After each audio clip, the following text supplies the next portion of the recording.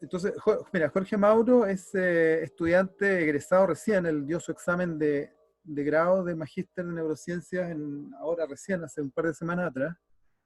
Eh, y él es kinesiólogo de formación y ha desarrollado una actividad clínica fundamentalmente. Él fue, como dice acá, como me contaba, estuvo a cargo del Centro de Rehabilitación Cardiopulmonar y Medicina del Sueño del Hospital San José, justo al frente, donde precisamente estaba trabajando este colega clínico, neurólogo, especialista en sueño, Mario Díaz. Y además, Jorge tiene un interés académico, él es de hecho académico de la Universidad de Diego Portales y es secretario de estudios de la carrera de kinesiología. Eh, Así que él ha tenido una actividad académica múltiple, dedicado a la cosa administrativa, está haciendo su magíster ahora, hace docencia con nosotros en algunos ramos, así que él tiene una clara inclinación académica. Y sin más lo dejo con Jorge. Creo que sí, ha sido realmente un agrado trabajar con él, ha sido una muy buena experiencia para nosotros. Así que te dejo, Jorge, en tu presentación. Ok. Muchas gracias por la presentación. Eh, pues les voy a presentar un poco parte del trabajo, agradecido además de la invitación. Eh, Hoy día les quiero exponer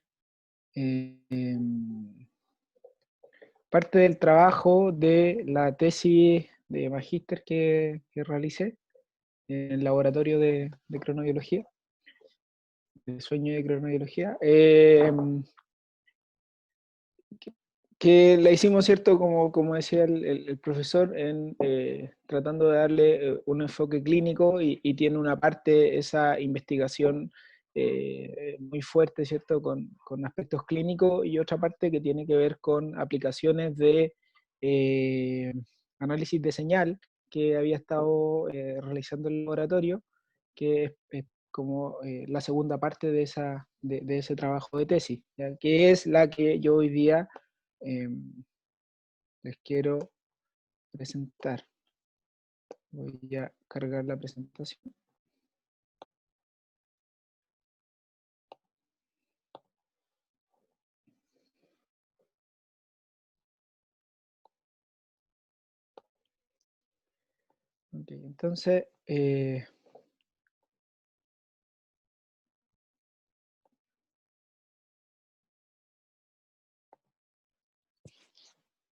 Ok, entonces, efectivamente yo venía como del mundo muy clínico y al principio es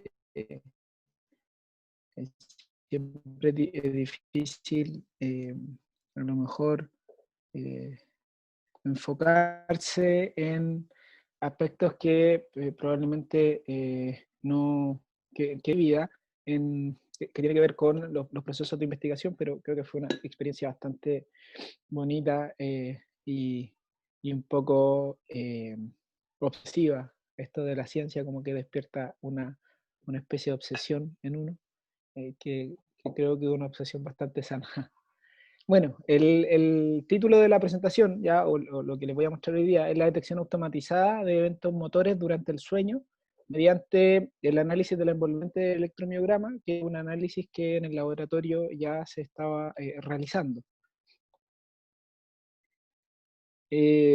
Para contextualizar un poco esto de la detección de eventos musculares durante el sueño, eh, sabemos, ¿cierto?, que el sueño, el ciclo sueño-vigilia tiene tres estados distintos, ¿ya? Uno es la vigilia, uno es el estado no REM y el estado REM, y difieren desde lo conductual, las tres etapas del sueño, y esa diferencia conductual tiene un correlato electrofisiológico en que en el caso del REM ya hay ausencia de movimiento propositivo eh, y esa ausencia de movimiento se relaciona con un electromiograma. Entonces, eh, el análisis que hacemos es justamente detectar los eventos musculares que existen en la atonía, ¿ya?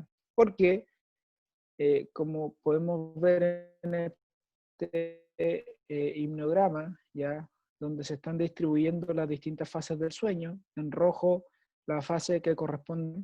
¿Ya? Si bien es cierto, hay una disminución del tono basal con respecto en las etapas REM, con respecto a el trazado electromiográfico de noche completa.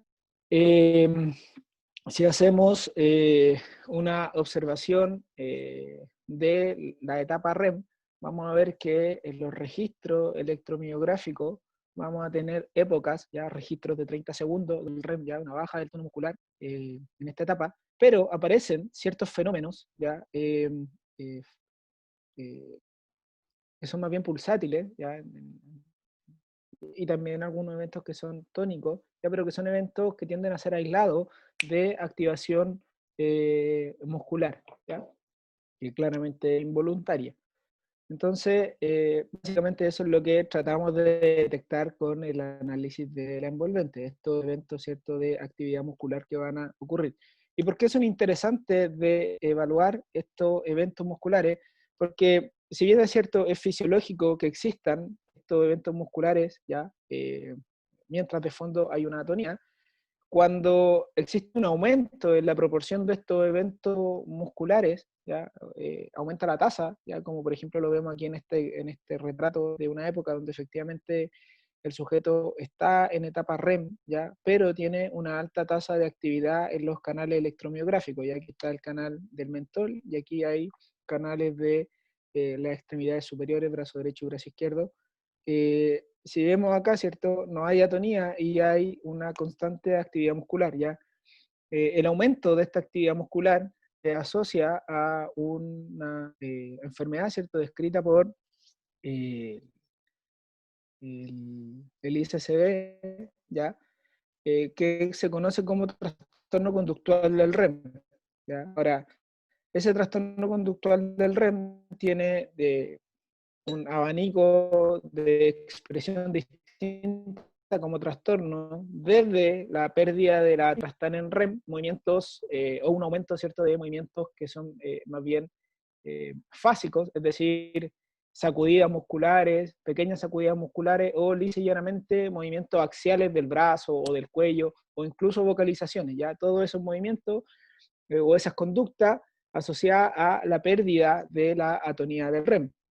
Y en su polo más grave, y tal vez uno de los signos más esclarecedores de este trastorno conductual del REM, aparece la enacción, donde los pacientes, voy a tratar de reproducir este video, estando en REM, generan una conducta bastante compleja, que es lo que vemos, ¿cierto? Como que el sujeto estuviera peleando y hay algunos artículos que refieren que,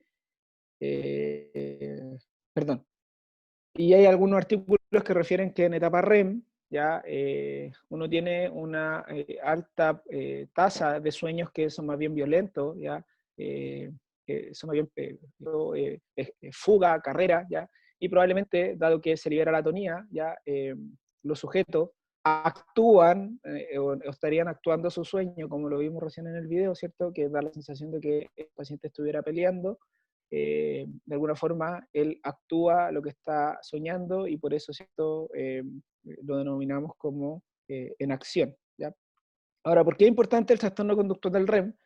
Porque se ha visto, ¿ya?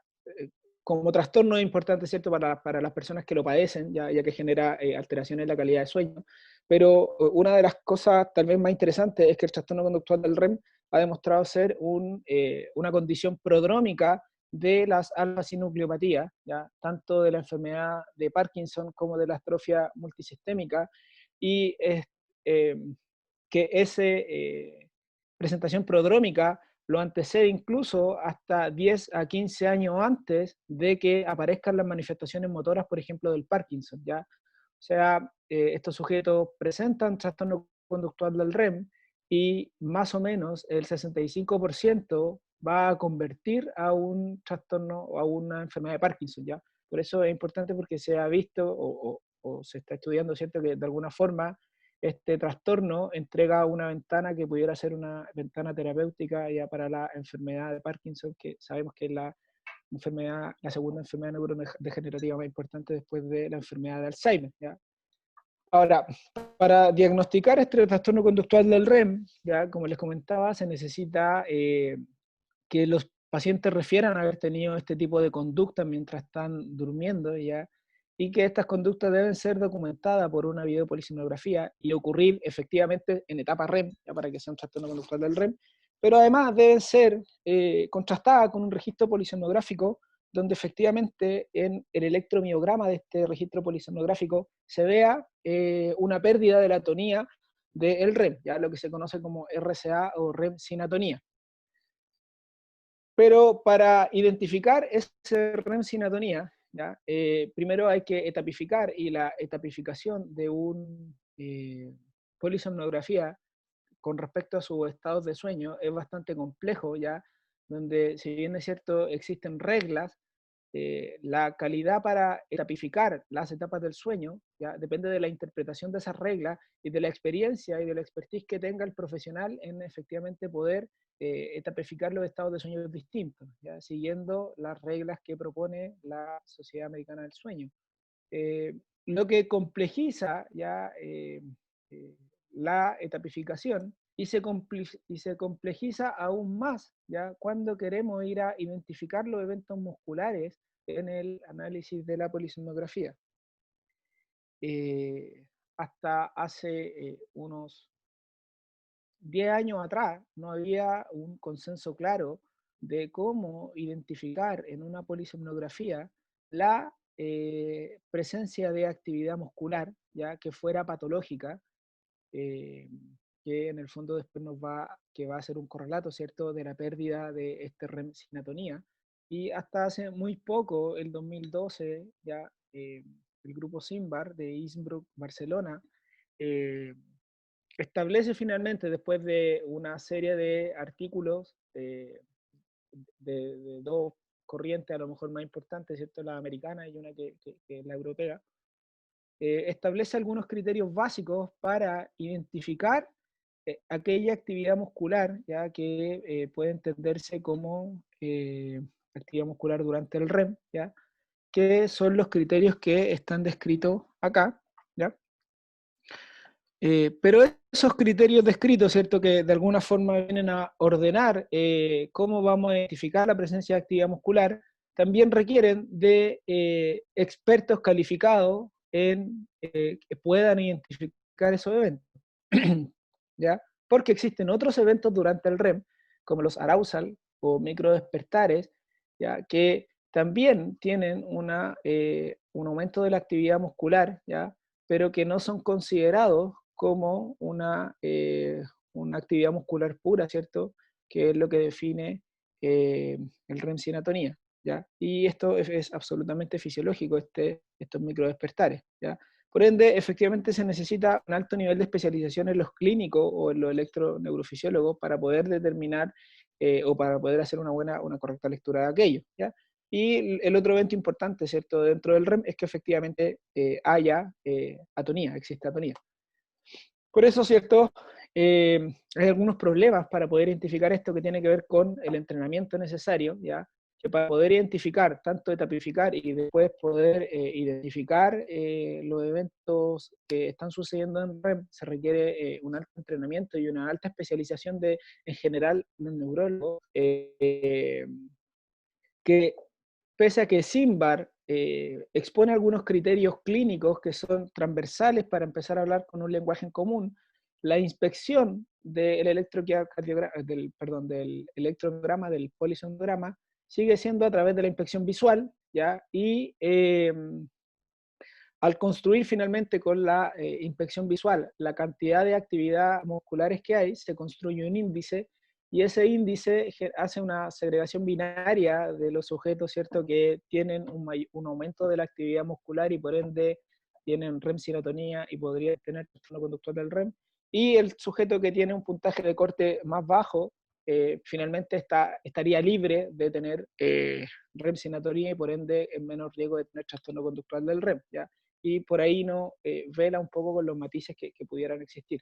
Y el otro problema importante es que aún teniendo a muchos expertos especializados en el análisis de o la lectura del polisomnograma requiere un alto tiempo para la lectura de este examen. Ya un experto se demora de 2 a 3 horas en poder hacer la lectura de este polisomnograma, lo que también genera mucho recurso de tiempo de los profesionales. Es por eso que en el mundo igual se está dando hace poco poder hacer una ayuda en el diagnóstico clínico, poder a través del análisis automático de ciertas señales, poder hacer un apoyo al diagnóstico clínico, y el objetivo que nosotros, o uno de los objetivos que nos planteamos, es justamente ver cuál va a ser el rendimiento del análisis de la envolvente del electromiograma en la detección de eventos motores durante el sueño, ¿ya? Como una herramienta de apoyo para el diagnóstico clínico del trastorno conductual del sueño REM. Ahora, para esto estudiamos 26 pacientes con microdeleción del cromosoma 22q, hicimos polisomnografía domiciliaria y comparamos finalmente los resultados del estándar del clínico, ¿ya? Cuando categoriza o cuando marca eventos musculares, con la eficiencia o la capacidad que tiene el análisis automático a través de la envolvente de identificar también esos eventos musculares. Ahora, la población en la que lo hicimos es una población bastante especial, ¿ya? Es una alteración cromosómica, una lesión que ocurre en el cromosoma, en el brazo largo del cromosoma 22, que genera múltiples un fenotipo diverso, ¿cierto? Múltiples malformaciones.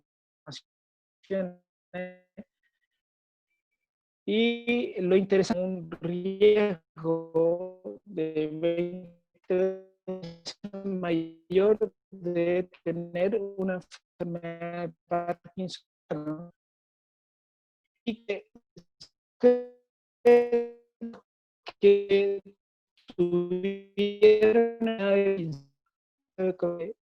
cromosoma análisis patológico, cierto de las mismas que la son ya un cierto, donde efectivamente encontraron que esto pasa, esa similaridad.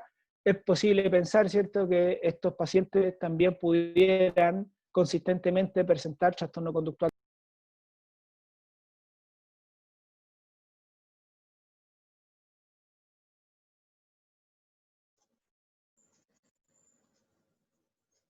Parece que tuvieron un problema. Parece que hubo un problema, ¿no? Se me Al desconectó parecer hay recién. un problema de conexión. Sí, voy a llamarlo ahora. No sé si está No, si Jorge estoy ahí, acá, parece. acabo Ah, de ya, llegar. se cayó, ya. Sí, me voy a cambiar de señal.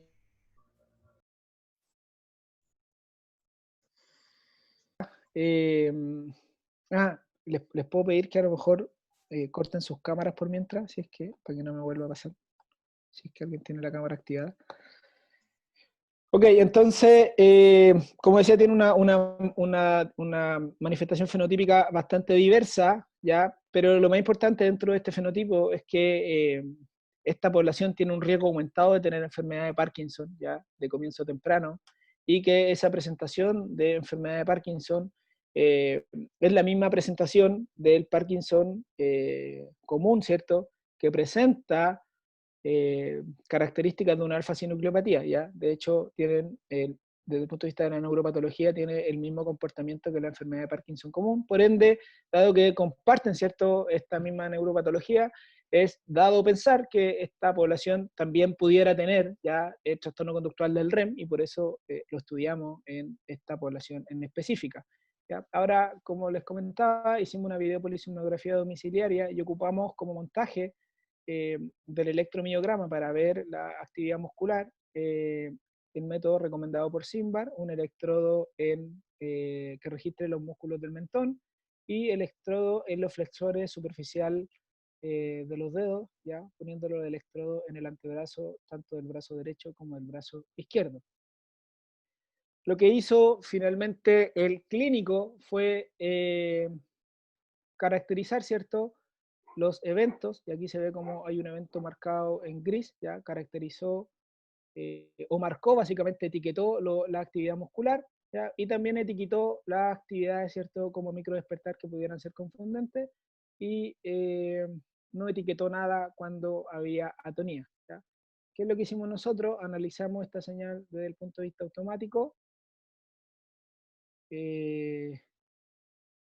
tanto, ¿cierto?, en épocas de 30 segundos y también un análisis ya más pequeño con épocas de 3 segundos, que es lo que está mostrando, ¿cierto?, estos cortes en verde. Ahora, ¿qué es lo que hicimos en el análisis automático? Es, analizamos la envolvente, ya la envolvente es, como dice acá, la amplitud instantánea de la señal, ¿ya? Y con esa envolvente del electromiograma se ha visto que cuando la señal es ruidosa, el valor, perdón, y con el análisis de la envolvente construimos el coeficiente de variación de la envolvente, que no es nada más que la desviación estándar de la envolvente partido por el valor promedio, ya por el promedio que tiene la envolvente. Se ha visto que ese coeficiente de variación de la envolvente, cuando la señal tiene ruido gaussiano, el valor que tiende a tomar es de 0,522, ¿ya? Cuando la señal es rítmica, el valor de la envolvente es más bajo de 0,522, y cuando existen eventos como este que está acá, ¿cierto?, eventos fásicos, ¿ya?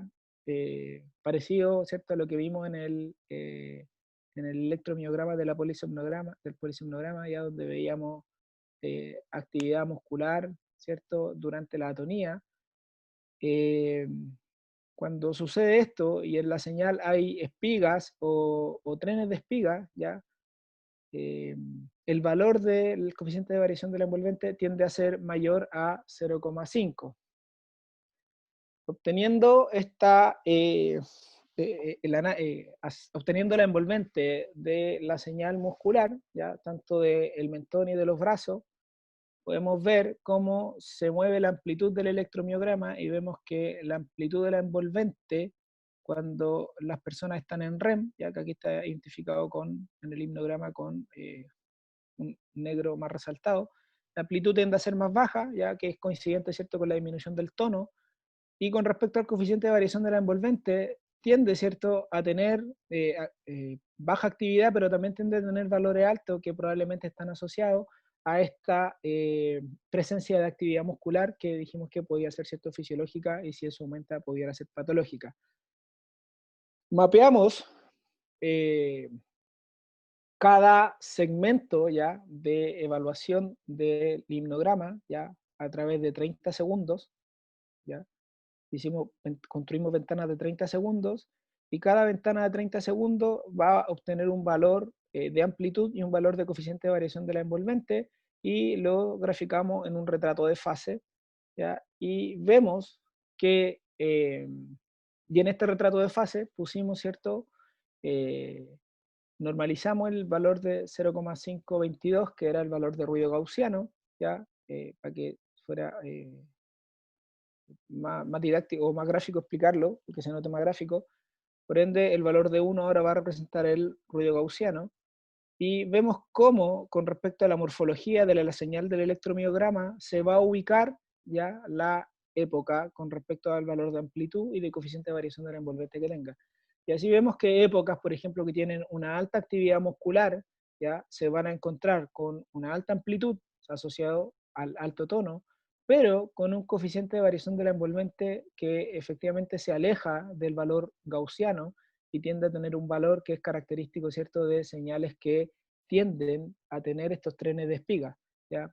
O, por ejemplo, en la época 732, donde aparece una actividad muscular de tipo fásica, vemos que el tono es menor a la anterior, pero su coeficiente de variación de la envolvente es mucho más alta, ya que su desviación estándar también hace que el número crezca. Pero las épocas que no tienen actividad muscular, como la época 165 y la 177, ya tienden a agruparse o a clusteriarse sobre el valor de ruido gaussiano. Con este retrato de fase hecho, se pueden generar 4 cuadrantes ya en relación a un límite arbitrario que se estableció en el laboratorio, ya donde se iba a definir actividad gaussiana, toda aquella actividad que fuera menor a un coeficiente de variación de la envolvente de 2, y como actividad fásica representativa, ¿cierto?, de una actividad muscular positiva en el electromiograma, iba a ser característico de una actividad fásica, ¿ya? Y tomando como referencia el promedio de los valores de amplitud de la envolvente de la fase N3, se construye además dos zonas, una de alto tono y una de bajo tono, ¿ya?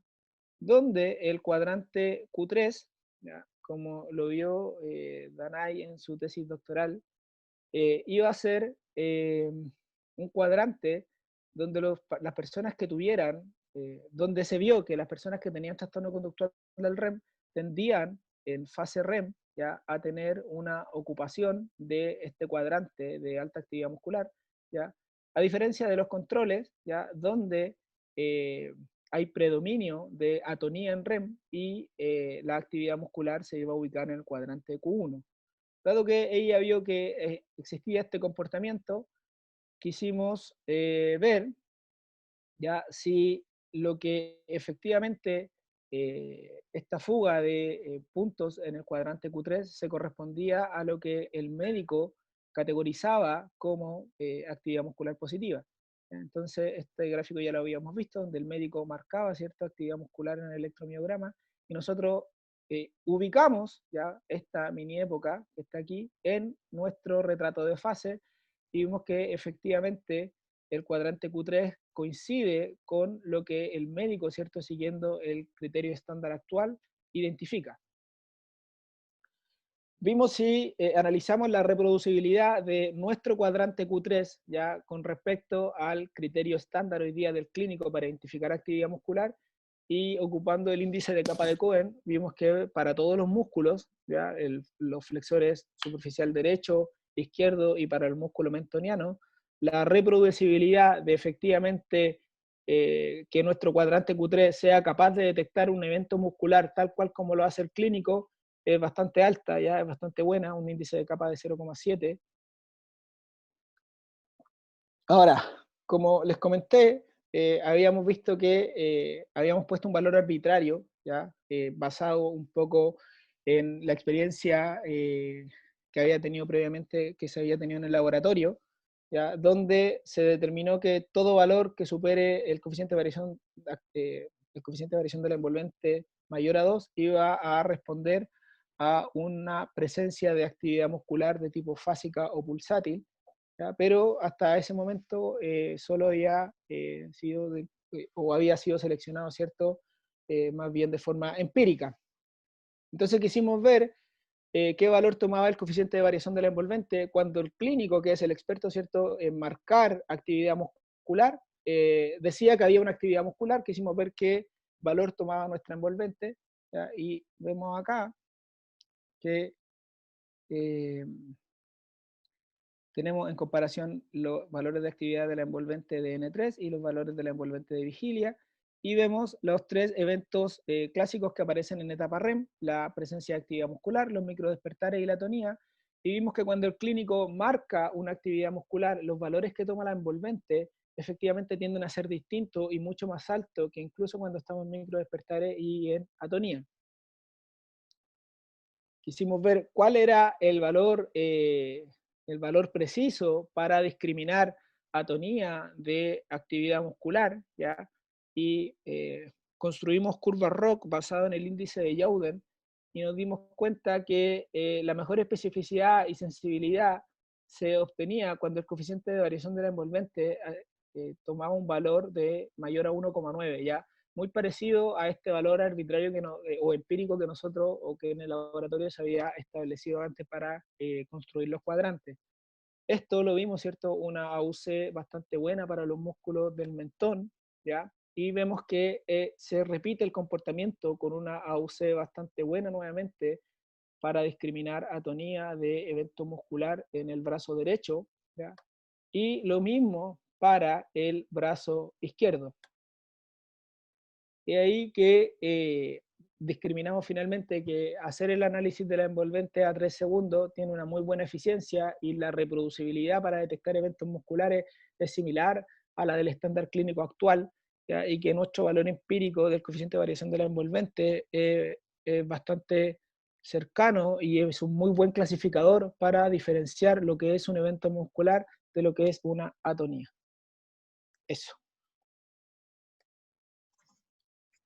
Ok, muchas gracias, Jorge, por tu presentación. Eh, preguntas, por favor. Quedan 5 minutos para preguntas.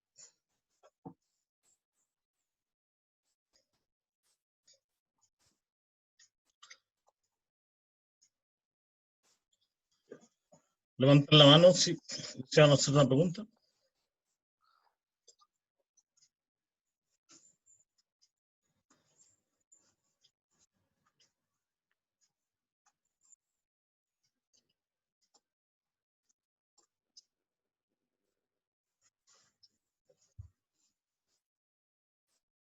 ¿Aló? ¿Escucha? Bueno, gracias, Mauro, por tu presentación.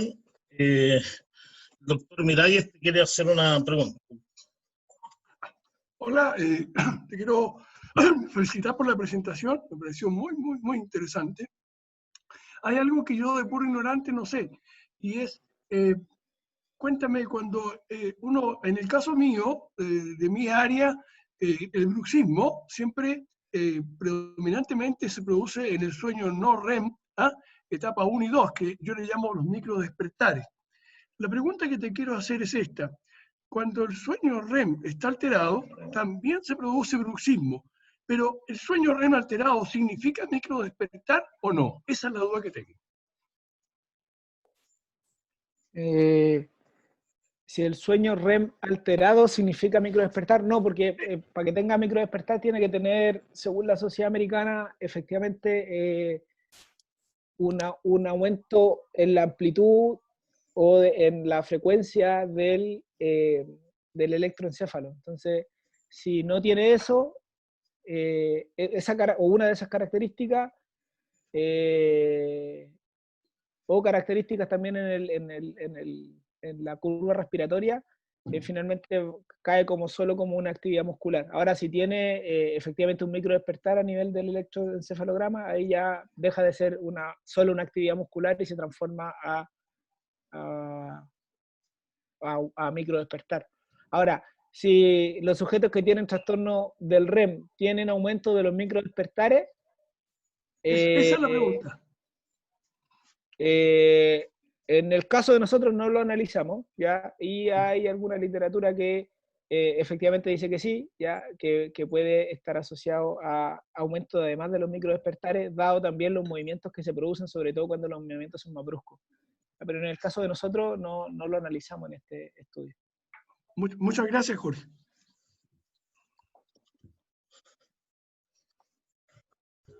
¿Alguna otra consulta? Mauricio, por favor. Sí, oye, súper interesante. Me gustó mucho tu presentación, gracias. Te quería preguntar,